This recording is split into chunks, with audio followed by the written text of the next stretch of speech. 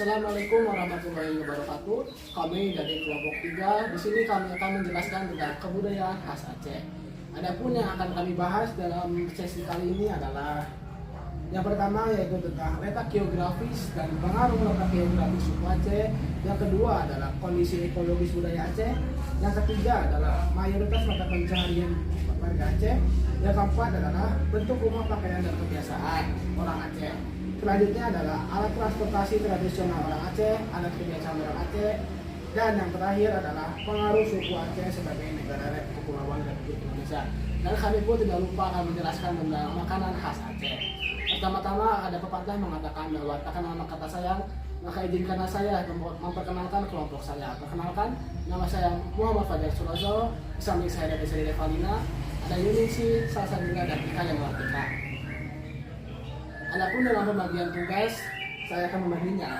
Saya Fajar sebagai moderator, Desri Revalina sebagai pembaca letak geografis dan pengaruh letak geografis suku Aceh. Selanjutnya adalah Yunisi, pembaca kondisi ekologis budaya Aceh, mayoritas mata pencaharian, dan bentuk rumah pakaian dan kebiasaan orang Aceh. Dan adapun untuk Salsabila sendiri akan membaca alat transportasi tradisional dan adat kebiasaan orang Aceh. Dan yang terakhir adalah Ika Yanuartika yang akan membaca tentang pengaruh suku Aceh sebagai negara kepulauan Republik Indonesia. Selanjutnya adalah masuk ke poin pertama yang akan dibacakan oleh Desri Revalina. Poin pertama sendiri yaitu letak geografis dan pengaruh letak geografis suku Aceh. Kepadanya saya persilakan.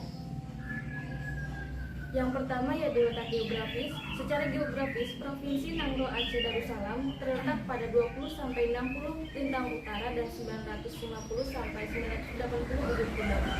Berbatasan dengan Laut India, Myanmar, Thailand, dan Malaysia. Di sebelah timur, Provinsi Nangro Aceh Darussalam berbatasan dengan laut dan darat dengan Provinsi Sumatera Utara.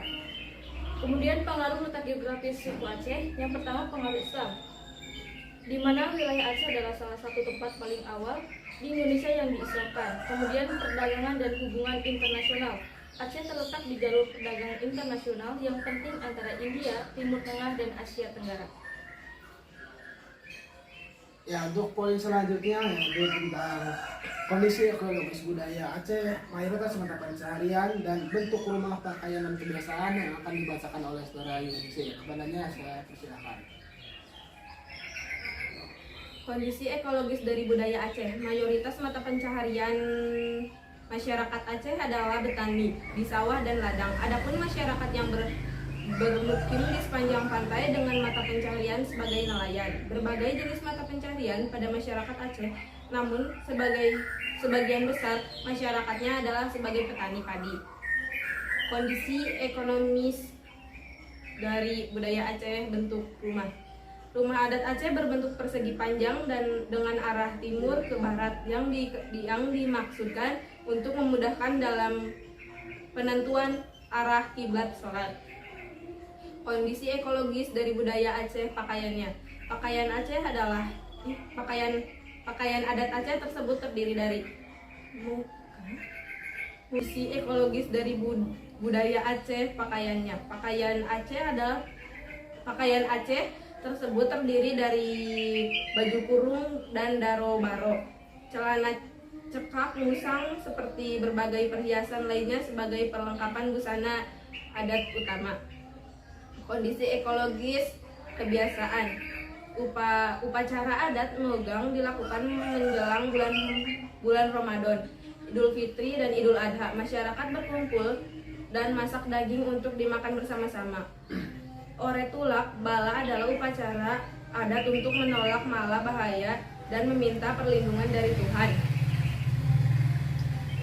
Selanjutnya adalah alat transportasi tradisional warga Aceh dan adat kebiasaan warga Aceh yang akan dibacakan oleh saudari Salsabila. Kepadanya saya persilakan. Alat transportasi tradisional.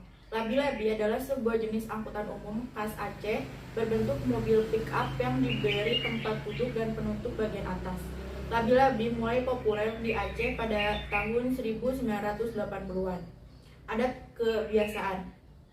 Upacara adat Meugang dilakukan menjelang bulan Ramadan, Idul Fitri, dan Idul Adha. Masyarakat berkumpul dan masak daging untuk makanan bersama-sama. Oru Tulak Bala adalah upacara adat untuk menolak mara bahaya dan meminta perlindungan dari Tuhan. Dan yang terakhir adalah tentang pengaruh suku Aceh sebagai negara Republik Kepulauan Indonesia yang akan dibacakan oleh Saudara Ika. Kepadanya saya persilakan. Pengaruh suku Aceh sebagai negara kepulauan Indonesia cukup signifikan, terutama dalam hal politik, ekonomi, dan budaya.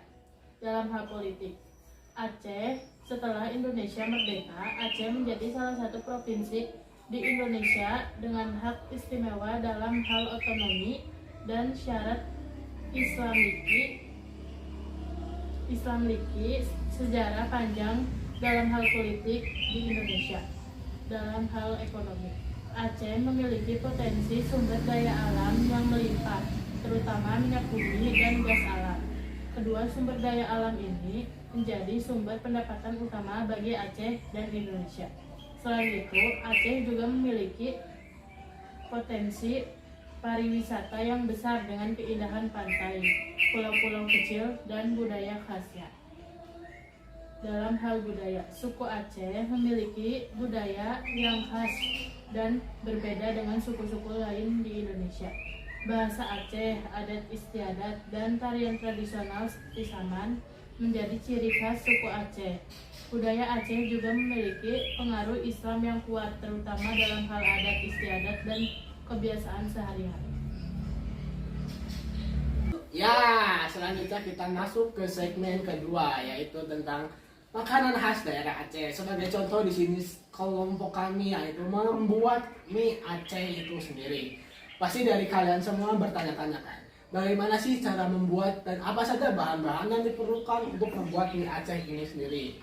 Nah, daripada kalian penasaran, makanya ikutin terus video ini. Untuk bahan-bahannya itu sendiri, kita butuh 250 gram mie kering atau mie lidi, direbus hingga matang lalu ditiriskan.